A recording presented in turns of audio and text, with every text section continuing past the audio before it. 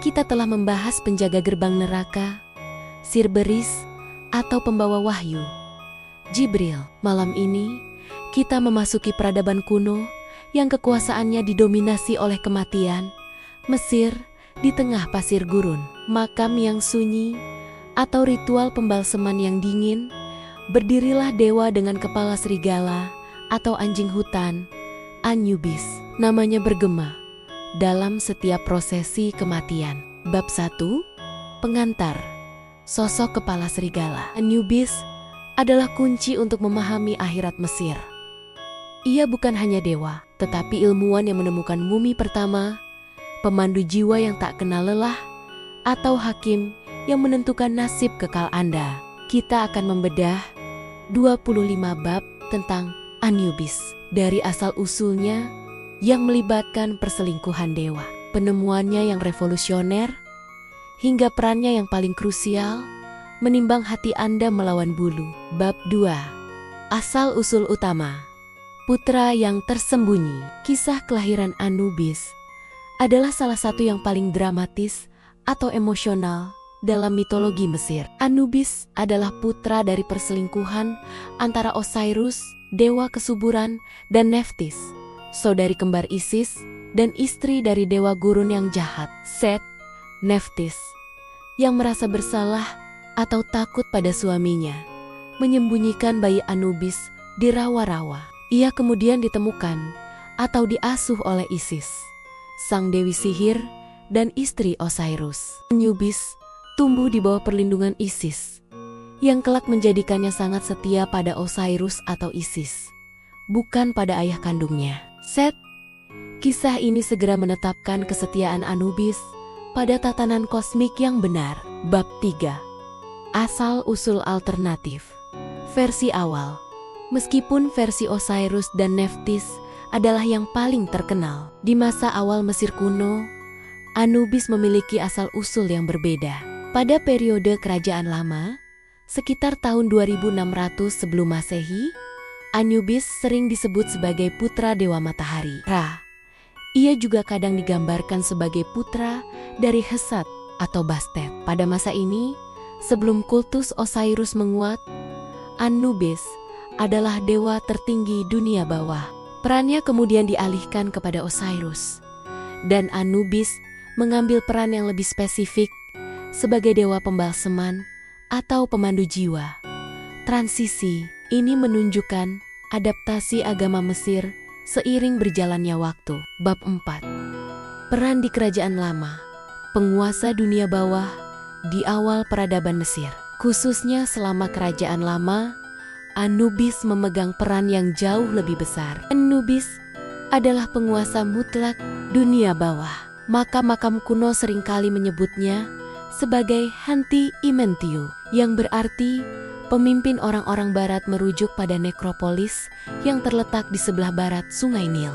Ketika kultus Osiris meningkat popularitasnya, Anubis dengan rela atau secara mitologis menyerahkan peran tertinggi ini kepada Osiris, memilih peran yang lebih praktis sebagai pendukung kebangkitan. Bab 5. Ikonografi fisik, hitam, dan jakal. Penggambaran Anubis sangatlah ikonik. Tubuh manusia yang kuat dan kepala serigala atau anjing hutan. Warna kulit Anubis hampir selalu hitam.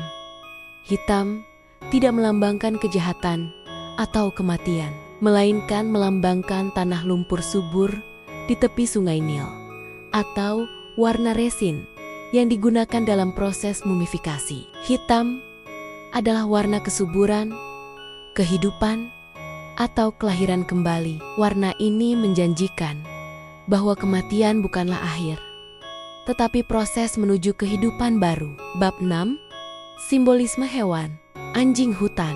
Pilihan hewan anjing hutan atau jackal sangatlah spesifik. Anjing hutan sering berkeliaran di pinggiran gurun atau kuburan, mencari bangkai. Anubis di sini berfungsi sebagai penjinak atau penguasa dari ancaman alam liar terhadap makam. Anubis sebagai dewa mengklaim hewan liar ini dan mengubahnya dari ancaman menjadi pelindung.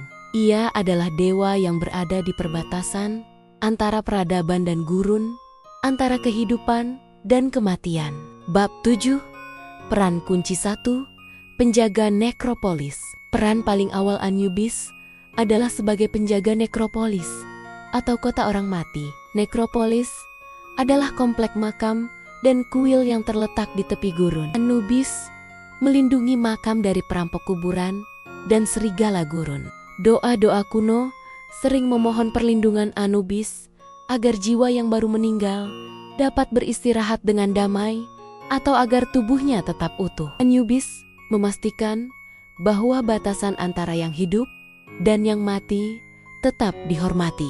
Ia adalah dewa pertama yang disembah di pintu masuk pemakaman. Bab 8. Peran kunci 2. Dewa pembalseman. Peran Anubis sebagai dewa pembalseman adalah penemuannya yang paling revolusioner dan sentral dalam kepercayaan Mesir. Ia menemukan cara untuk melestarikan tubuh, sebuah proses yang secara fisik dan spiritual memungkinkan jiwa untuk bereinkarnasi atau hidup di alam baka. Meskipun Horus adalah dewa utama di kerajaan baru, peran Anubis dalam pembalseman tetap tidak tergantikan, menegaskan keahliannya yang unik dalam ilmu kedokteran kuno. Bab 9. Mitos inti pembalseman Osiris. Kisah mumifikasi pertama adalah yang paling penting. Ketika Osiris dibunuh secara brutal oleh Set, Isis yang berduka membutuhkan bantuan untuk menyatukan kembali potongan-potongan tubuh suaminya. Anubislah yang turun tangan untuk melakukan ritual pembalseman atau mumifikasi pertama. Tindakan ini menciptakan mumi pertama yang memungkinkan jiwa Osiris untuk hidup kembali di dunia bawah. Inilah yang menjadikan Anubis ahli proses mumifikasi dan pelindung para pendeta yang melakukan ritual itu. Bab 10.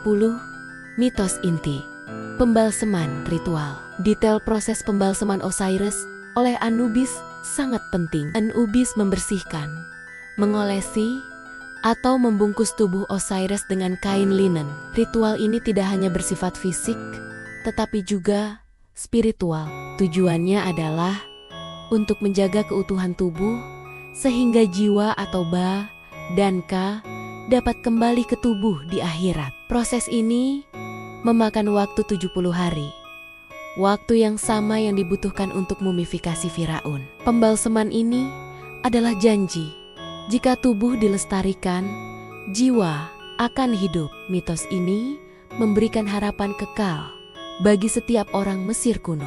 Bab 11. Teknik mumifikasi. Proses natron. Jelaskan teknik nyata yang digunakan dalam mumifikasi yang diyakini diajarkan oleh Anubis. Proses pengawetan ini menggunakan garam khusus bernama natron. Natron digunakan untuk mengeringkan tubuh secara total selama berhari-hari, mencegah pembusukan. Anubis diyakini sebagai penemu zat pengering ini. Organ-organ penting seperti hati, perut, atau paru-paru dikeluarkan dan dibalsem secara terpisah, lalu disimpan dalam guci kanopik atau konopik jars. Uniknya, otak dibuang, tetapi hati tetap dipertahankan karena dianggap sebagai wadah kesadaran. Bab 12. Konsep jiwa, Ba dan Ka. Untuk memahami mumifikasi, kita harus memahami konsep jiwa Mesir. Ba dan Ka. Ba adalah aspek jiwa yang mewakili kepribadian atau mobilitas. Ba digambarkan sebagai burung berkepala manusia yang dapat terbang dari makam untuk mengunjungi yang hidup. Ka adalah aspek jiwa yang mewakili kekuatan hidup atau esensi. Ka membutuhkan tubuh yang terawat atau mumi sebagai tempat tinggal permanennya di akhirat. Anubis bekerja untuk memastikan Ba dan Ka dapat bersatu kembali dengan tubuh. Bab 13. Peran kunci 3. Psychopam. Selain sebagai pembalsem, Anubis adalah psychopam atau pemandu jiwa. Ia bertanggung jawab untuk mengawal jiwa orang yang baru meninggal dari makam menuju duit atau dunia bawah.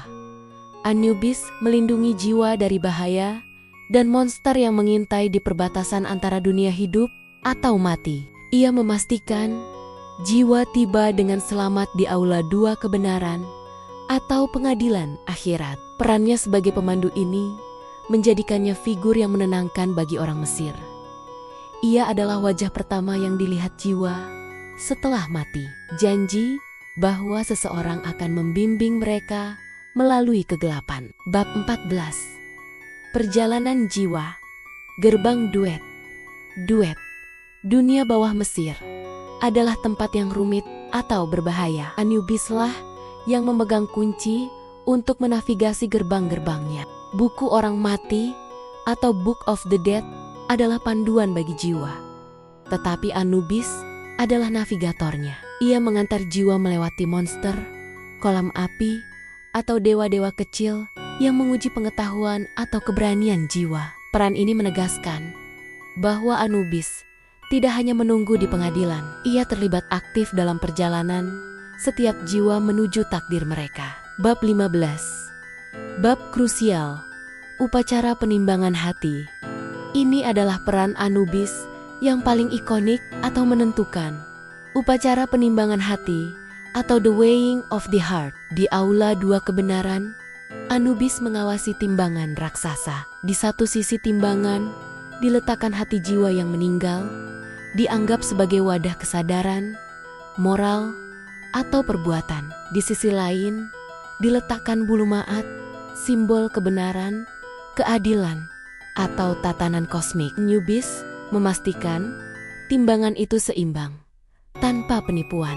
Jika hati lebih ringan dari bulu, jiwa dapat melanjutkan ke kebahagiaan abadi. Bab 16. Timbangan maat. Hati versus bulu. Detail di sini sangat filosofis. Bulu yang digunakan adalah bulu burung unta yang melambangkan Dewi Maat, Dewi Keadilan. Jika hati lebih berat dari bulu Maat, itu berarti dosa atau ketidakadilan. Ini adalah konsep yang jauh lebih mendalam dari penghakiman sederhana. Ini adalah penghakiman terhadap keseimbangan etika hidup seseorang. Anubis memastikan bahwa bobot hati tidak dapat dimanipulasi, menjaga integritas hukum kosmik. Bab 17. Peran Thoth, sang pencatat hasil. Anubis dibantu oleh Thoth, dewa kebijaksanaan, pengetahuan, atau tulisan, yang digambarkan berkepala ibis. Thoth berfungsi sebagai pencatat yang menuliskan hasil penimbangan. Anubis mewakili aksi, dan Thoth mewakili catatan. Aksi dan pengetahuan harus sejalan. Kehadiran Thoth menjamin bahwa proses hukum di akhirat tercatat secara akurat, meninggalkan catatan permanen tentang nasib jiwa. Bab 18. Amit dan hukuman abadi. Apa yang terjadi jika hati gagal dalam penimbangan? Di bawah timbangan, duduklah monster mengerikan bernama Amit atau pemakan orang mati. Amit adalah makhluk hybrid yang terdiri dari kepala buaya, tubuh singa, dan bagian belakang kuda Nil. 3 hewan paling mematikan di Mesir. Tugasnya hanya satu, memakan hati yang terlalu berat karena dosa. Jika hati dimakan Amit, jiwa akan lenyap selamanya, tanpa kesempatan untuk hidup di akhirat. Anubis memastikan keadilan dijalankan, dan Amit menjalankan hukumannya. Bab 19. Peran di pengadilan Osiris. Meskipun Anubis adalah pelaksana penimbangan, Osiris duduk sebagai hakim agung. Anubis berfungsi sebagai jaksa atau saksi utama yang memastikan prosesnya adil. Ia memanggil nama jiwa, menempatkan hati, dan mengumumkan hasilnya. Tetapi keputusan akhir tentang nasib jiwa ada di tangan Osiris. Peran Anubis di pengadilan ini menunjukkan bahwa ia memiliki kekuasaan eksekutif dan yudikatif. Bab 20. Kitab Orang Mati. Mantra Anubis. Buku Orang Mati atau Book of the Dead adalah kumpulan mantra yang diletakkan di kuburan untuk memandu jiwa. Banyak mantra kunci yang berkaitan dengan Anubis. Mantra-mantra ini membantu jiwa mengidentifikasi Anubis atau memohon perlindungannya selama perjalanan melalui Dwi. Ada mantra yang secara spesifik ditujukan untuk mencegah Anubis melakukan kesalahan saat menimbang hati. Ini menegaskan bahwa hubungan dengan Anubis harus terjalin bahkan sebelum kematian. Bab 21. Pemujaan dan pendeta. Pemujaan Anubis sangat luas, terutama di masa Kerajaan Lama. Pusat pemujaannya adalah Kinopolis, yang secara harfiah berarti kota anjing. Para pendeta Anubis sering mengenakan topeng serigala atau anjing hutan selama ritual, menirukan wujud dewa mereka. Pemujaan ini menjanjikan perlindungan, integritas tubuh, atau panduan yang aman di akhirat. Bab 22. Artefak arkeologi. Anubis di makam. Anubis adalah dewa yang paling sering digambarkan di makam-makam kuno. Lukisan atau patung Anubis sering ditemukan di ruang pembalseman. Salah satu artefak paling terkenal adalah patung Anubis berkepala serigala yang ditemukan di makam Tutankhamun di tahun 1922, berfungsi sebagai penjaga di ruang harta karun Firaun. Kehadiran Anubis di artefak ini adalah pengingat visual bahwa ia adalah perbatasan antara yang hidup atau yang mati. Bab 23. Transisi akhirat. Perubahan peran. Pada masa Kerajaan Lama, Anubis adalah dewa kematian tertinggi. Namun, seiring kultus Osiris menguat di masa Kerajaan Tengah, Osiris mengambil peran sebagai hakim agung dan dewa akhirat utama. Anubis kemudian bergeser menjadi peran yang lebih spesifik: pembalsem, penjaga, atau pemandu. Transisi ini menunjukkan bahwa agama Mesir berevolusi, tetapi Anubis tetap menjadi spesialis yang sangat penting dalam hierarki baru. Bab 24. Perbandingan global. Hermanubis. Ketika Mesir berinteraksi dengan Yunani dan Roma di masa Helenistik, Anubis disamakan dengan dewa Yunani Hermes, khususnya dalam perannya sebagai psikopam atau pemandu jiwa. Sosok Hermanubis muncul sebagai gabungan Anubis dan Hermes. Hermanubis sering digambarkan membawa tongkat Hermes dan kepala serigala. Ini adalah contoh sinkretisme agama yang menunjukkan bagaimana konsep kematian Mesir dapat beradaptasi dan menyebar. Bab 25. Penutup. Keadilan dan kematian. Anubis adalah dewa yang menenangkan atau menakutkan. Ia adalah janji bahwa tidak ada perbuatan yang luput dari penghitungan. Ia adalah arsitek keabadian yang menciptakan mumi pertama. Ia adalah penjaga yang tangguh di gerbang kematian. Dan ia adalah hakim yang akan menimbang hati kita melawan bulu kebenaran. Kisah Anubis mengajarkan kita satu hal: ma'at atau keadilan harus ditegakkan, baik di dunia ini atau di akhirat. Kematian bukanlah akhir, melainkan awal dari pengadilan. Jika Anda berada di aula dua kebenaran, apakah hati Anda akan lebih berat atau lebih ringan dari bulu mat? Bagikan pandangan spiritual atau filosofis Anda di kolom komentar. Jangan lupa like video ini atau subscribe channel Legenda Indonesia dan Dunia agar kita terus bisa memetakan misteri peradaban kuno. Sampai jumpa di kisah berikutnya.